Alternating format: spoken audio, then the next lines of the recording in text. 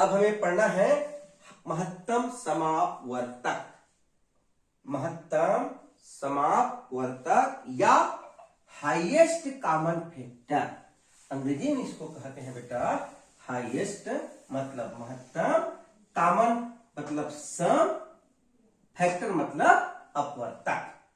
अब आप यहां समझ जाइए, अंग्रेजी ठीक है, फैक्टर मतलब गुणनखंड होता है और गुणनखंड को ही क्या कहते हैं, अपवर्तक कहते हैं। अभी आगे बताऊंगा आप लोगों को। अंग्रेजी में इसको कहते हैं हाईएस्ट कॉमन फैक्टर या HCF। अब जरा हिंदी में इसका महत्व समझते हैं बेटा। महत्तम, महत्तम, महत्तम का अर्थ होता है सबसे बड़ा, सबसे बड़ा। महत्तम का अर्थ होता है बच्चों सबसे बड़ा। देखते जाइएगा है। अब आ गया समापवर्तक। ठीक, समापवर्तक का अर्थ होता है बेटा उभयनिष्ठ गुणनखंड, सबसे बड़ा उभयनिष्ठ गुणनखंड। अब आपने यहां एक नया शब्द सुना है उभयनिष्ठ, इसी को कहते हैं अंग्रेजी में कॉमन, सबसे बड़ा। इसका एक और नाम है बेटा समान। समान का अर्थ होता है, अभी आगे बताऊंगा, जो दोनों में है। तो महत्तम समापवर्तक का सूत्र होता है बेटा सबसे बड़ा उभयनिष्ठ अपवर्तक कहें अपवर्तक, और अपवर्तक को ही क्या कहते हैं, गुणनखंड कहते हैं। तो महत्तम समापवर्तक का परिभाषा हो गया सबसे बड़ा समान गुणनखंड। याद रहे इसको, सबसे बड़ा समान गुणनखंड को क्या कहते हैं, महत्तम समापवर्तक कहते हैं। महत्तम का अर्थ होता है सबसे बड़ा समान गुणनखंड। दो संख्या हमको दी रहेगी, उसमें हम सबसे बड़ा गुणनखंड खोजेंगे, वही क्या होगा बेटा, महत्तम होगा। आगे अब आइए देखते हैं मस। अब आइए देखते हैं मस, महत्तम समापवर्तक कैसे निकालते हैं। महत्तम समापवर्तक का अर्थ क्या होता है, सबसे बड़ा समान गुणनखंड। ठीक है बेटा, तो आइए हम देखते हैं बच्चों, यहां पर छोटा संख्या लेता हूं मैं। हमको 6 और 8 का महत्तम निकालनी है, तो यहां पर हम 6 लिख दिए बेटा, यहां पर हम 8 लिख दिए। अब जरा दो तरह समझते हैं इसको। 6 बिस्किट को कितने कितने लोगों को आप बराबर बराबर बांट सकते हैं, कितने कितने घर में। एक तो एक लोग को पूरा पूरा दे सकते हो, ये 6 लोगों को पूरा पूरा एक दे सकते हो, और 2 लोगों में बराबर बांट सकते हो, और 3 लोगों में बराबर बांट सकते हो। तो क्या क्या हो गया, 1 2 3 6। अब नियम क्या कहता है, दी गई संख्या को पूरा पूरा भाग कर दे बेटा, तो 2 संख्या से पहले जरूर भाग जाएगी, एक तो खुद से और दूसरा 1 से। तो 6 आ गया, 6 से बड़ा तो होगा ही नहीं बेटा, तो 6 से कम 3 से भाग जाती है, 6 2 से भाग जाती है। तो 6 का गुणनखंड क्या क्या हो गया, 1 2 3 6। ठीक इसी तरह बेटा 8 का, तो दुनिया का हर संख्या 2 संख्या से जरूर भाग जाता है, एक तो 1 से और दूसरा 8 से, खुद से और 1 से। अब 8 आ गया अंतिम, यहां 8 है, यहां 8 लिख दिए। अब 8 से बड़ा हमको सोचना ही नहीं है। 8 से छोटा 7 नहीं भाग कर सकता 8 को, 6 नहीं भाग कर सकता, 5 नहीं भाग कर सकता, 4 भाग कर देगा बेटा, 4 दूने 8। 3 नहीं भाग कर सकता, तो भाग कर सकता है 2 4 8। तो 6 के गुणनखंड हो गए 1 2 3 6, और 8 के गुणनखंड हो गए बेटा 1 2 4 8। गुणनखंड क्या होती है, गुणनखंड वह संख्या होती है जो दी गई संख्या को पूरा पूरा भाग कर दे। 6 को 1 भाग कर सकता है, 6 को पूरा पूरा 2 भाग कर देगा, 6 को पूरा पूरा 3 भाग कर देगा, 6 को पूरा पूरा 6 भाग कर देगा। ठीक इसी तरह बेटा 8 को पूरा पूरा 1 भाग कर देगा, 8 को पूरा पूरा 2 भाग कर देगा, 8 को पूरा पूरा 4 भाग कर देगा, और 8 को पूरा पूरा 8 भाग कर देगा। अब हम तो गुणनखंड निकाल लिए। अब इन दोनों में देखते हैं ऐसा संख्या, पहले तो यह खोजते हैं कि कौन कौन सी संख्या दोनों में है। तो एक दोनों में है बेटा, राउंड अप गोल कर देते हैं। दो दोनों में है बेटा, उसको गोल कर देते हैं। और एक और दो को छोड़कर कोई भी संख्या दोनों में नहीं है। एक दोनों में है बेटा, दो दोनों में। अब मुझे बताइए एक और दो में बड़ी संख्या क्या है? तो एक और दो में बेटा बड़ी संख्या है बच्चों 2।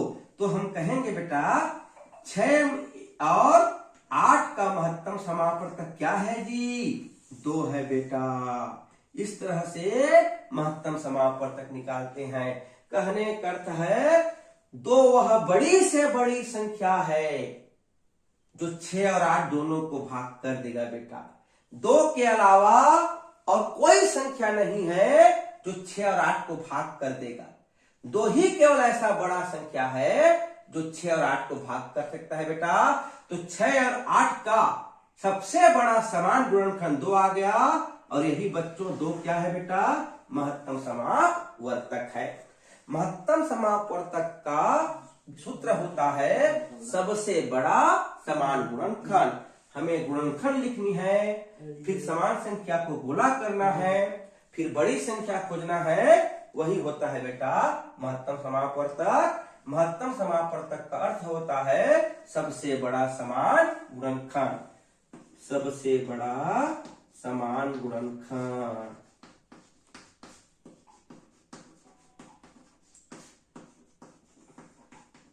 ये होता है बेटा महत्तम समापवर्तक। क्लियर है जी? हाँ ठीक, सबसे बड़ा समान गुणनखंड।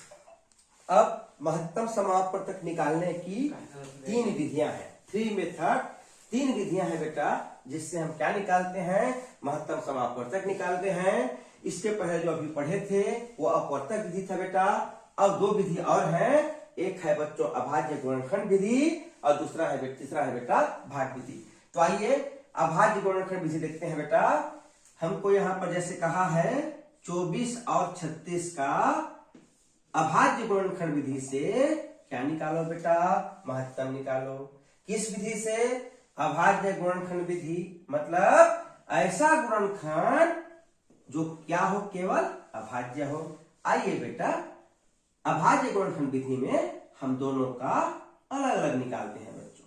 हम 24 का अलग निकालेंगे बेटा और 36 का अलग निकालेंगे बच्चों।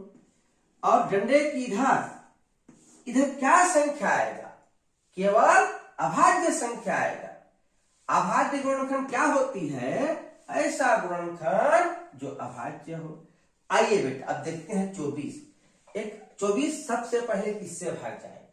तो 24 की इकाई में 4 है, 4 सम है, 2 से भाग जाएगा, 2 अभाज्य है, 2 से भाग देते हैं बेटा। अब 2 का ऐसा पहाड़ा पड़ना है, 2 का ऐसा पहाड़ा पड़ना है कि 2 एकम 2, 2 दूने 4। यहां पर आपको यह चीज समझना है बेटा, 24 को आप भाग दे रहे हो 2 से, 24 को आप आधा कर रहे हो, तो 24 का आधा कितना होता है जी? 12 होता है। 2 एकम 2, 2 दूने 4। अब बताइए ठीक 12 किससे भाग जाएगा? तो 12 भाग जाएगा मेरे बच्चों, फिर से इकाई में 2 है बेटा, 2 सम है, 2 से भाग जाएगा। 2 का ऐसा पहाड़ा पढ़िए 12 आना चाहिए, तो 2 छक्का 12। अब आ गया बच्चों 6। कितना आ गया बेटा? 6 आ गया मेरे बच्चों। अब 2 का ऐसा पहाड़ा पढ़िए 6 आना चाहिए, फिर 2 में भाग जाएगा, तो 2 तिया 6 आ गया बेटा। और अब 3 आ गया। अब आप जान चुके हो बेटा 1 से 100 के बीच में जान चुके हो कि 3 अभाज्य संख्या है। हमको यहाँ सोचने की आवश्यकता नहीं है, सीधा हम 3 में भाग देंगे। 3 एकम 3, 1 आ गया बेटा, यहीं पर हमको रोक देना है। तो गुणा 3 बार 2 है, उसके बाद 3, 2 गुणा 2 गुणा 2 गुणा 3, 2 दूने 4, 4 दूने 8, 8 तिया 24। 24 का गुणनखंड क्या क्या है बच्चों? 2 दूने 4 दूने 8 तिया 24। 3 बार 2, 1 बार 3। ध्यान से देखेंगे बेटा ठीक। 2 2 2 इस सब क्या संख्या है? अभाज्य। इसका मतलब हम सही बनाए। अब दूसरा किसका लिखना है बच्चों? 36 का। 36 की इकाई में 6 है बेटा, 6 सम है जो अभाज्य 2 से भाग जाएगा। अब आपको सिंपल इसका अर्थ क्या है, 36 को 2 से भाग कर 36 को 2 से भाग रहे हो, मतलब 36 को 2 भागों में बांट रहे हो, तो 36 का आधा कितना होगा, 36 का आधा 18 होता है बेटा। अब आइए भाग देके देखते हैं। 2 का ऐसा पहाड़ा पढ़ो 3 से ज्यादा नहीं होना चाहिए, तो 2 एक कम 2, 2 दूने 4, वो ज्यादा हो गया, तो 2 एक कम 2। अब ऊपर 3 चॉकलेट बेटा, नीचे 2 चॉकलेट, कितना बचेगा 1, ये हो गया बेटा 6 के आगे 16। अब 2 का ऐसा पहाड़ा पढ़ो 16 आना चाहिए, 2 आठे 16। इसको ऐसे नहीं लिखना है, समझाने के लिए आपको बोल दिया हूं बेटा। 2 एक कम 2, 3 में 2 बचेगा 1, ये 16 हो गया, 2 आठे 16। वैसे अभी 36 का आधा कितना होता है, 18। अब फिर देखो तो बेटा 18 क्या संख्या है, 18 की इकाई में 8 है, 18 सम संख्या है, 2 में भाग जाएगा। 2 का ऐसा पहाड़ा पढ़ो 18 आना चाहिए, तो 2 निया 18। अब आ गया बेटा 9, 9 तो विषम है, 2 का रोल खत्म। अब 9 किससे भाग जाएगा, अब 9 भाग जाएगा बेटा, ठीक है। आ गया बेटा 9, 9 तो अब विषम संख्या है, 2 का रोल खत्म, तो 9 किससे भाग जाएगा बेटा, 3 से भाग जाएगा बच्चों। 3 तिया 9। अब 3 आ गया, 3 अभाज्य है, बिना सोचे 3 से भाग देना है, 3 एकम 3। अब क्या क्या बेटा, 36 बराबर क्या क्या आ गया बच्चों, तो 36 बराबर आ गया बेटा गुणनखंड इसका 2 गुणा 3 गुणा 3, 2 दूने 4, 4 तिया 12, 12 तिया 36। ये हो गया बेटा। अभाज्य गुणनखंड विधि में हम दोनों का अलग अलग निकालते हैं और एक साथ लिखते हैं। अब देखिए बेटा इन दोनों में ध्यान से देखिए, चलिए अब मुझे बताइए 24 का गुणनखंड देखिए, 36 का देखिए, दोनों में क्या चीज दोनों में है, तो सबसे पहले 2 जो गुणनखंड है वो दोनों में है बेटा। 2 का जोड़ी बना और बनने के बाद नीचे हम लिखेंगे 1 बार 2, 2 ठो का जोड़ी बनाएंगे और नीचे में हम 1 लिखेंगे बेटा, ठीक। अब क्या क्या दोनों में है, फिर 2 दोनों में है बच्चों, यहां से 2 का बना फिर नीचे में 1 लिखे बेटा। और क्या दोनों में है, 3 दोनों में है बेटा, 3 को गोला किए नीचे में 1 बार लिखे बेटा। क्या क्या आ गया जी, क्या क्या दोनों में है, 2 दोनों में है, फिर 2 दोनों में है, फिर 3 दोनों में है, तो अब सबको क्या करेंगे बच्चों, बीच में गुणा है तो 2 गुणा 2, तो क्या क्या आ गया, 2 दूने 4, 4 तिया 12, 3 दूने 6, 6 दूने 12, ठीक है। 2 दूने 4, 4 तिया 12। तो बच्चों 24 और 36 का महत्तम, 24 और 36 का महत्तम 12 आया। 24 और 36 का सबसे बड़ा गुणनखंड 12 आया। 12 एक ऐसी बड़ी संख्या है जो 24 को भी भाग कर देगी, 36 को भी भाग कर देगी। तो इस विधि को कहते हैं बच्चों अभाज्य गुणनखंड विधि, अभाज्य गुणनखंड विधि बेटा, ठीक है। आइए अब हम तीसरा विधि पढ़ते हैं, भाग विधि, ठीक है बेटा। 2 विधि पढ़ चुके हैं, अब हम तीसरा विधि है बेटा डिवीजन मेथड, भाग विधि। सबसे सरल विधि है और सटीक उत्तर बहुत ही कम चरणों में प्राप्त होती है। इस विधि को कहते हैं भाग विधि। अभाज्य में हम अलग, अ से अभाज्य तो अ से अलग अलग। दूसरी क्या विधि पढ़े थे, अ से अभाज्य तो अ से अलग अलग, और तीसरा भाग विधि है, अब उसको एक साथ बना लिया, ठीक। तो आइए भाग विधि में हम बेटा इसको एक साथ बनाते हैं। यहां लिखता हूं बच्चों, पहला 24 था उसी को देखते हैं, और दूसरा था बेटा 36। चलिए अब भाग विधि का एक रूल है, एक, ठीक है। 24 का इकाई क्या है, 4, जो कि सम है। 36 का इकाई क्या है, 6, जो कि सम है। मतलब हमें यहां पर एक ऐसा संख्या यहां लिखना है, ऐसा अभाज्य संख्या लिखना है बेटा जो 24 को भी भाग कर दे, 36 को भी भाग कर दे। यहां जो संख्या लिखोगे इन दोनों संख्या को भाग करना चाहिए, या एक ऐसा संख्या लो जो दोनों को भाग कर दे। तो सबसे पहले दोनों सम है बेटा, तो यहाँ पे हम 2 लिख दिए जी। आइए अब भाग करते हैं। 2 एकम 2, 2 दूने 4 विराम, ठीक। 2 एकम 2, 3 में 2 गया तो 1 बचा, 1 हो गया 2 8 16, ठीक है। दूसरे शब्दों में कहें 24 का आधा 12, 36 का आधा 18। अब चेक करना है ना, 2 से भाग देने के बाद आपको चेक करना है। अच्छा 36 को 2 में भाग दिए तो 36 का आधा 18, 24 का आधा 12। अब फिर आ गया 12 18, फिर किसमें भाग जाएगा, फिर दोनों की इकाई में सम है, फिर 2 में भाग जाएगा बेटा। अब 2 का ऐसा पहाड़ा पढ़िए 12 आना चाहिए बेटा, तो 2 छक्का 12 और 2 नवा 18। ये देखिए बेटा 6 आ गया बच्चों, 6 और 9 आ गया। अब आपको यहाँ पे 2 माने लिख देना है। हमको यहाँ एक ऐसा संख्या लेना है जिसके पहाड़ा में 6 आए, जिसके पहाड़ा में 9 आए, या एक तो यहाँ ऐसा संख्या लेना है जो 6 को भी भाग कर दे, 9 को भी भाग कर दे।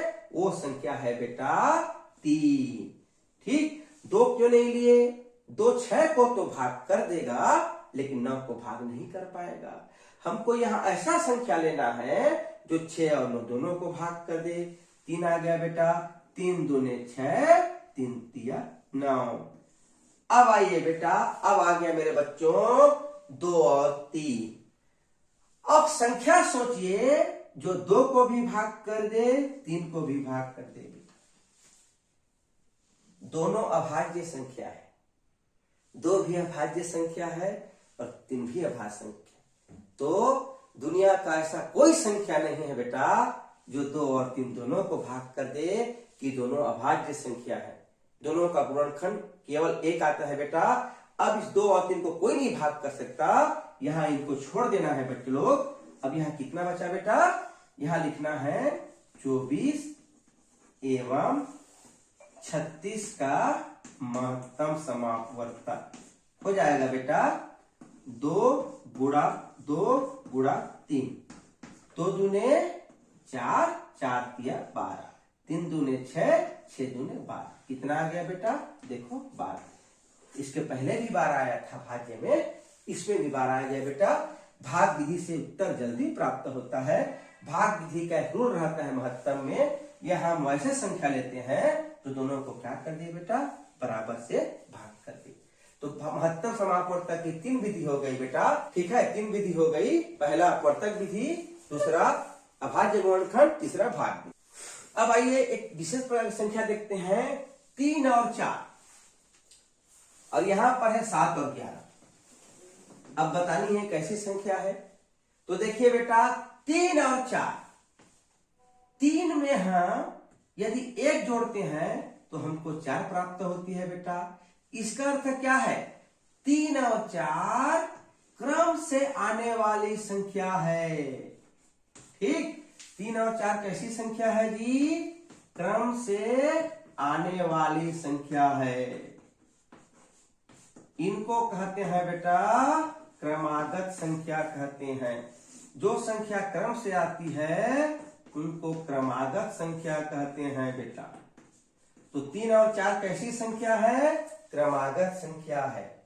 और 7 और 11 दोनों के दोनों बेटा अभाज्य संख्या है बच्चे।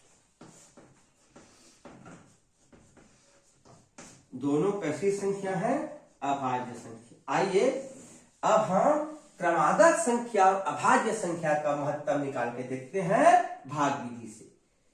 3 और 4 क्रमागत संख्या है बेटा। एक ऐसी संख्या बताओ जो 3 और 4 दोनों को भाग कर दे।